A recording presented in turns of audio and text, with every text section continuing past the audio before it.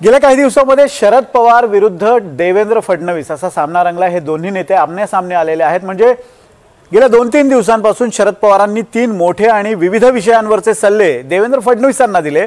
त्यावर फडणवीसांनी सुद्धा उत्तर दिलेलं आहे। फडणवीसांचं असं म्हणणं आहे की शरद पवारांनी एक म्हटलं की आपण दुसरं समजायचं असतं। या दोघांमधलं एक्स आणि वायचं राजकारण नेमकं काय आपण पाहूयात हा स्पेशल रिपोर्ट।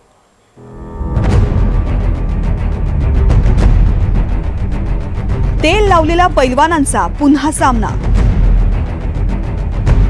पवार विरुद्ध फडणवीस। पवारांचे सल्ले, फडणवीसांचं उत्तर।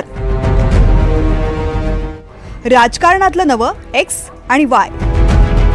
महाराष्ट्रातलेच काय तर देशातले कसलेले 2 राजकारणी बऱ्याच काळानंतर आपापसात भिडलेत। ते म्हणजे शरद पवार आणि देवेंद्र फडणवीस। दोघांमध्ये सामना रंगलाय तो शेतकऱ्यांवरून, नेपाळवरून आणि आरक्षणाबद्दलच्या अस्वस्थतेवरून। अतिवृष्टीमुळे शेतीच्या नुकसानाकडे बोट दाखवताना पवार म्हणाले, देवा भाऊ इकडे लक्ष द्या।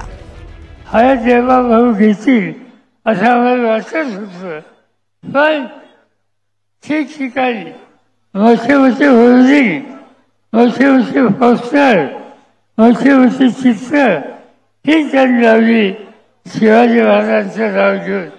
पण त्या बळीराजासाठी जिंकून बघायला तयार नाही। पुढचा मुद्दा होता तो नेपाळमधल्या अराजकाचा। पवार म्हणाले, नेपाळमध्ये जे घडलं त्यावरून शहाणपणा शिकण्याचं काम देवा भाऊ आणि सहकारी करतील। माझी विनंती आहे, आजूबाजूला बघा हिंदुस्थानच्या काय घडतंय ते। नेपाळमध्ये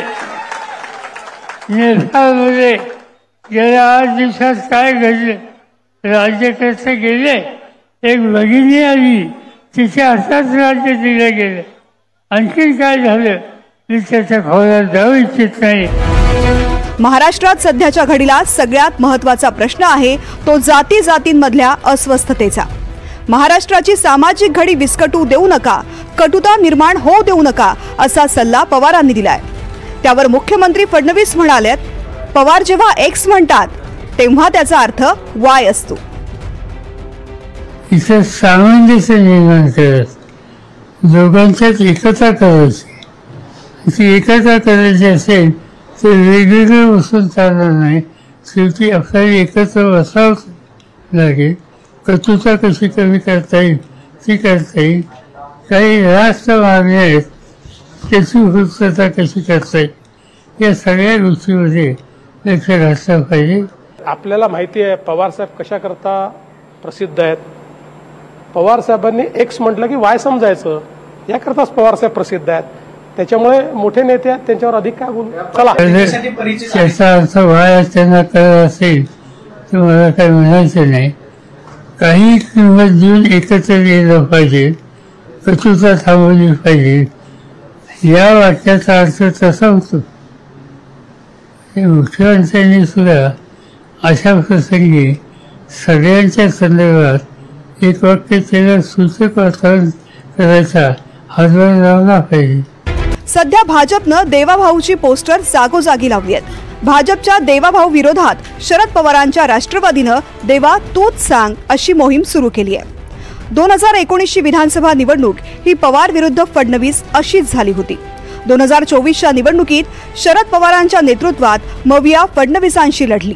आता 2025च्या स्थानिक स्वराज्य संस्थांच्या निवडणुकीत पुन्हा 84 वर्षांचे पवार विरुद्ध फडणवीस असाच सामना रंगणार याचे हे संकेत आहेत।